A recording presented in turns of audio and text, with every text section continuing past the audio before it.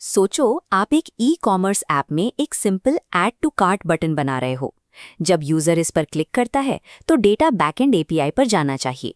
इस code block पर ध्यान दीजिए। पुराने रिएक्ट वर्जन्स में इस सिंपल से काम के लिए हमें मैन्युअली 3 अलग स्टेट्स हैंडल करनी पड़ती थीं। एक सर्वर डेटा के लिए, एक लोडिंग स्पिनर के लिए और एक एरर आने पर एरर मैसेज के लिए।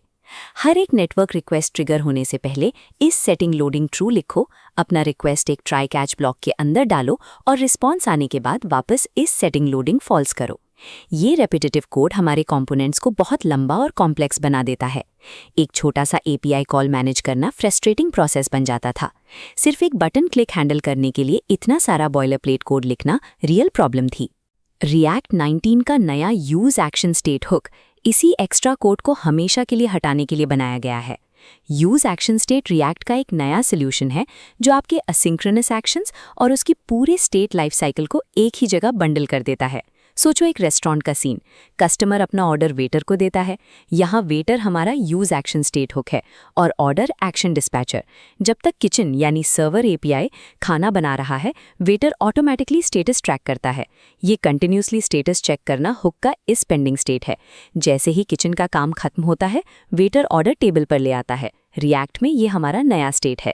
एपीआई कॉल स्टेटस ट्रैक करने का पूरा बर्डन अब डेवलपर के शोल्डर्स से हटकर सीधा रिएक्ट के पास चला जाता है। इस कोड स्निपेट को देखिए। हम कंपोनेंट के टॉप लेवल पर यूज एक्शन स्टेट कॉल करते हैं और इसमें एक एसिंग फंक्शन और एक इनिशियल स्टेट जैसे 0 पास करते हैं। पहला है करंट स्टेट यानी काउंट, दूसरा एक्शन ट्रिगर करने वाला फॉर्म एक्शन और तीसरा automatic loading flag is pending. इसे यूआई से कनेक्ट करना बहुत डायरेक्ट है।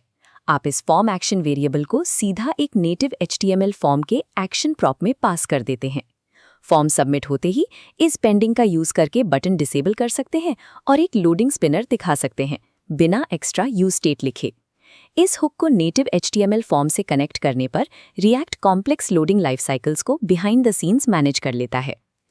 लेकिन यहाँ एक ऐसी मिस्टेक है जो लगभग हर बिगिनर करता है।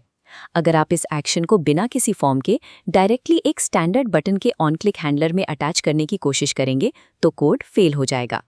इसका रीजन रिएक्ट 19 का एक नया स्ट्रिक्ट रूल है। सारे एसिंक एक्शंस को एक ट्रांजिशन ब्लॉक के अंदर एग्जीक्यूट होना चाहिए। ऐसा न करने पर आपको ये called outside of a transition का एरर दिखेगा। अगर आप फॉर्म यूज नहीं कर रहे तो आपको मैन्युअली उस ट्रिगर कॉल को स्टार्ट ट्रांजिशन मेथड के अंदर रैप करना होगा। रिएक्ट इस स्ट्रिक्ट ट्रांजिशन बाउंड्री को इसलिए एनफोर्स करता है ताकि हैवी बैकग्राउंड डेटा कॉल्स कभी भी मेन थ्रेड को ब्लॉक ना करें और आपका यूजर इंटरफेस हमेशा इंटरैक्टिव रहे। इस हुक की परफॉर्मेंस समझना भी उतना ही जरूरी है।